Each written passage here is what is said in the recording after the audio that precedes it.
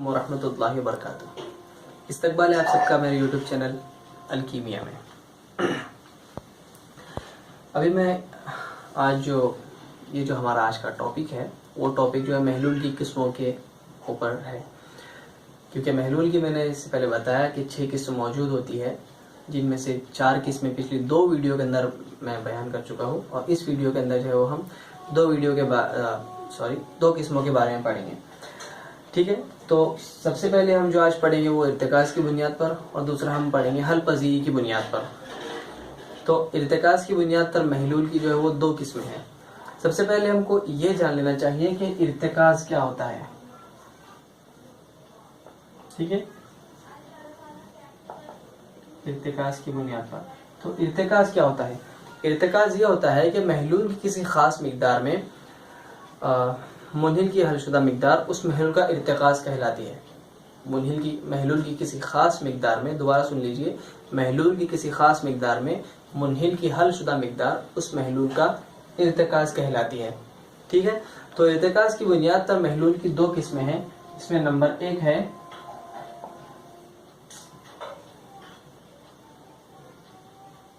हल्का महलूल, और नंबर 2 है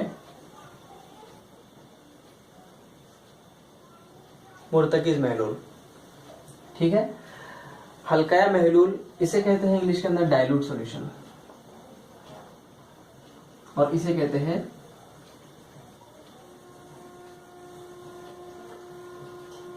कॉन्सेंट्रेटेड सॉल्यूशन।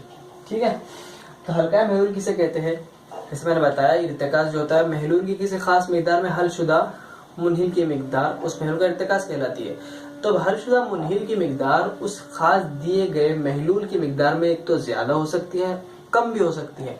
अगर मुनहिल की हलशुदा मिकदार उस महलूल के अंदर कम हो, यानी कि इसमें जो है वो, उसे हम हल्का महलूल कहते हैं। हल्का महलूल में मुनहिल की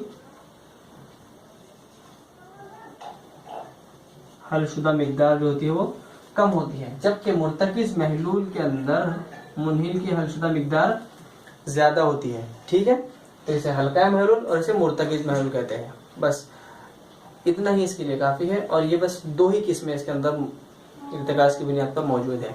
अच्छा, अब इसको हम सही तरह से इर्तिकाज़ इजहार करने के 5 तरीके हैं, जिसमें फ़ीसद बलिहाज हजम है, फ़ीसद बलिहाज कमियत है, मोल कसर है, मोलारियत है और मोलालियत है। इन 5 के ऊपर ये किस तरह से इसको इजहार किया जाता है, क्या इसके ज़ाब्ते फॉर्मूलेज है वगैरह जो है, ये सब मैं एक वीडियो के अंदर इससे पहले बना चुका हूँ, तो इसकी लिंक इंशाल्लाह आपको डिस्क्रिप्शन में मिल जाएंगी। ठीक है, तो अब इसके बाद हम आगे पढ़ेंगे दूसरा।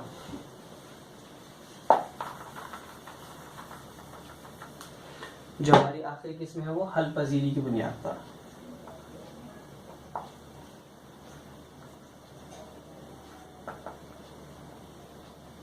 ठीक है, तो हल पजीरी की बुनियाद पर महलूल की 3 किस्में हैं। सबसे पहले ये जान लेना चाहिए कि हल पजीरी यानी क्या है। जो हल पजीरी है महलूल की, हल पजीरी यानी कि महलूल की किसी खास मिकदार में किसी खास मुस्तकिल दर्जे हरारत के ऊपर मुनहिल की आज़म हलशुदा मिकदार, यानी कि मिसाल के तौर पे अगर हम 100 ml का पानी लें और एक ख़ास टेम्परेचर के ऊपर, कंसिडर कीजिए 25 डिग्री सेल्सियस टेम्परेचर के ऊपर हम उसके अंदर शक्कर ऐड कर रहे हैं, तो उस टेम्परेचर के अंदर कितने ग्राम शक्कर ऐड होंगी वो उसकी हल पजीरी कहलाती है। इसी तरह से दूसरी बहुत सारी इसकी मिसालें बन सकती हैं। सबसे आसान मिसाल आपको इस वक्त मैंने बताया हूँ। ठीक है, तो उसकी हल पजीरी कहलाती है, यानी कि महलूल की किसी खास मिकदार में, दोबारा सुन लीजिए, महलूल की किसी खास मिकदार में मुस्तकिल दर्जे हरारत के ऊपर मुनहिल की आज़म हलशुदा मिकदार उस जो है महलूल की, उस मुनहिल की महलूल में हल पजीरी कहलाती है। ठीक है, अब इस हल पजीरी की बुनियाद पर महलूल की 3 किस्में हैं। ठीक है, जिसमें नंबर 1 है सैरशुदा महलूल, इसको मैं नंबर 2 पर लेता हूँ। ठीक है, और नंबर 1 है, ये समझिए, गैर सैरशुदा महलूल, और नंबर 3 है अफजल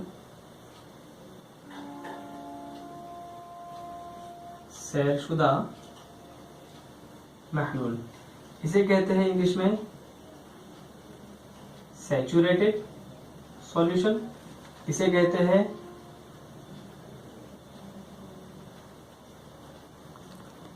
अनसैचुरेटेड, और इसे कहते हैं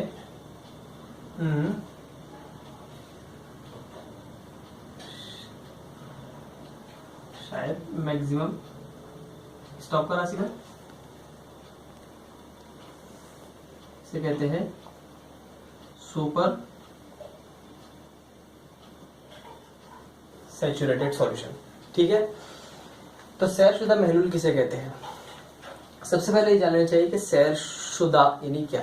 सैरशुदा का मतलब ये होता है कि महलूल में मुनहिल की उतनी मिकदार होना चाहिए कि वो हलशुदा मुनहिल और गैर हलशुदा मुनहिल के दरमियान एक तवाजुन कायम कर सके, उसे सैरशुदा महलूल कहते हैं।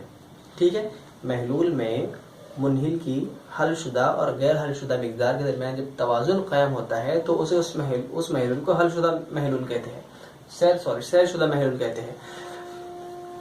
आइए मिसाल से समझते हैं। ठीक है, अगर हम एक बीकर में पानी ले और उसको हलाते रहे, स्टिर करते रहे, और उसके अंदर धीरे धीरे जो है वो शक्कर उसके अंदर ऐड करें, तो होगा ये कि शक्कर के सालमात जो है वो धीरे धीरे पानी के सालमात में मिलते जाएंगे, उनके दरमियान एक कुव्वत कशिश के थ्रू वो जो महलूल में कन्वर्ट होता जाएगा, महलूल उसका बनता जाएगा, और शक्कर धीरे धीरे उसमें पूरी तरह से हल होती जाएंगी।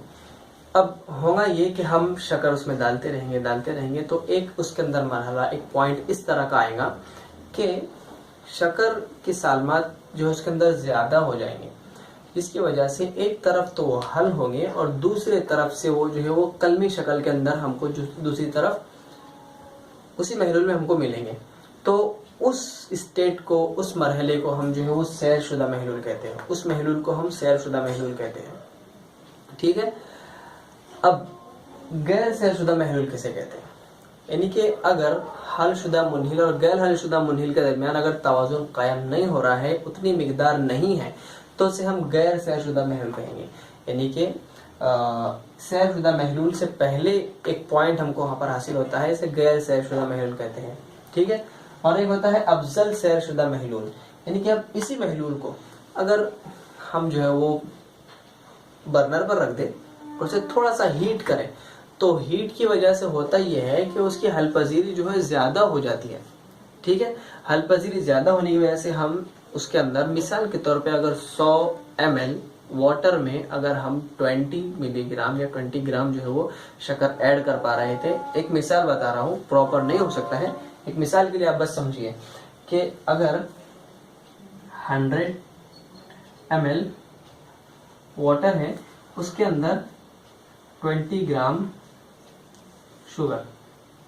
ठीक है, 20 ग्राम शुगर ही इसके अंदर हल हो पा रही है। 20 ग्राम शुगर के ऊपर अगर आगे हम डाल रहे हैं तो कलमी शक्ल में अगर हमको मिल जा रही है और उनके दरमियान में एक तरह का तवाजुन कायम हो गया है, तो उसे हम सैरशुदा महलूल कहते हैं। और 20 ग्राम से अगर कम है तो इसे हम जो है वो गैर सैरशुदा महलूल कहेंगे।